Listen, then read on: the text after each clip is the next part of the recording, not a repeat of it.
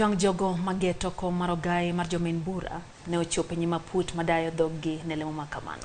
Jabiro ne ochopo e nyima duolno mar Public Service Commission ma otelnegi marama otimnegi nonro ka imanyo ng'at achiel ma owinjore omaka thuolo manodong' nono bang' ka Nurdin Haji ne oter dhi telo ne bad migawo mar obila mang'weyo maling'ling kata NIS. Jafwambo marwa Chris Owino miyowa ler machal kod mano. E log tich mar duol mochung' ne ndiko jotij piny owacho PSC, ji 7 kuom ji 15 ma olap dhogi ndong' ne bedo ogai mar adek mar jomin bura ne donjo moro ka moro. Bang' chopo, ne gidhi achiel kachiel nyaka nyima put moyiedhi mar ji 7 mar gwelo jamin bura manyien makawo thuolo ma odong' nono bang' ka Nurdin Haji nyocha ochwal e lemo matelo ne obila mang'weyo maling'ling NIS. Chenro no madhi rumo chieng' tich adek ochakore e seche mag okinyi kama komishona machon mar duol mochung' ne yiero machon ECK Thomas Letengule odadhoge. Aputno bende odayo dho jalup ogai mar jomin bura Jacinta Nyamosi, Victor Mule kod Tabitha Ouya. Jacinta Nyamosi iparo kuom ne telo ne piny owacho e mako bura mar mibadhi ne jalup ogai mar doho Philomena Mwilu. Kopogore gi mago, Jacinta Nyamosi en achiel kuom jomin bura mag sirikal e bura mane inonogo nek mar okil Kamalo Kawili Kimani kod ji 3 mamoko. Yes, it's a positive. That is one of the positive areas, and we thank God that we have been given an opportunity. Meya machon ma Mombasa Taib Ali Taib ne ochopo e nyim komitino motelne kod Shadrack Mose e seche mag midhiambo mar temo hape. Taib Ali Taib emane jamin bura maduong' e bura mar mibadhi mane itudogo jatend migawo machon mar omenda Henry Rotich. Ka oloso kod jofwamb weche bang' chopo e nyima putno, Taib onyiso geno mare mar kawo kom makamano. We've had an opportunity that for many years was unavailable, and that is to become available for a competitive interview for one of the positions of the government of Kenya, and in this particular case, the Office of the Director of Public Prosecutions. To me, I celebrate the fact that we are able to do this. 10, 15 years ago, that would have been an impossible scenario. Today, it is possible. And we are moving, I think, in the right direction.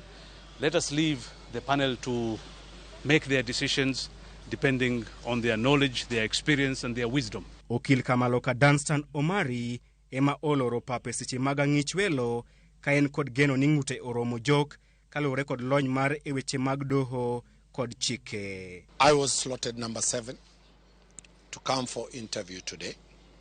Among the requirements, as you can see, is the weight of the papers.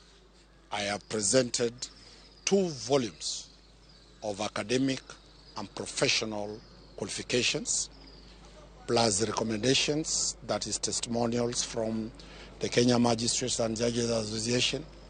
I've also presented recommendations from the Law Society of Kenya, plus several recommendations from my peers, with a view that I'm the most qualified candidate to fill the position of the Director of Public Prosecution. Omari ong'ere kuom lony kod chia mare e chwado lewe e buche man kod mbi madongo. Moko kuom buche madongo ma Danstan Omari osetelo negi e doho en bura mane jatend migawo machon mar arita kwe Dr. Fred Matiang'i odonjo nego piny owacho kuom monjo dalane e kar dak makaren e dwe mar 2 higani. In 2010, Kenyans said they want a Director of Public Prosecution who has a security of tenure for 8 years. A person who will defend 55 million Kenyans. A person who will fight the fight against corruption without fear or favor. A person who will put his life to defend Wanjiku.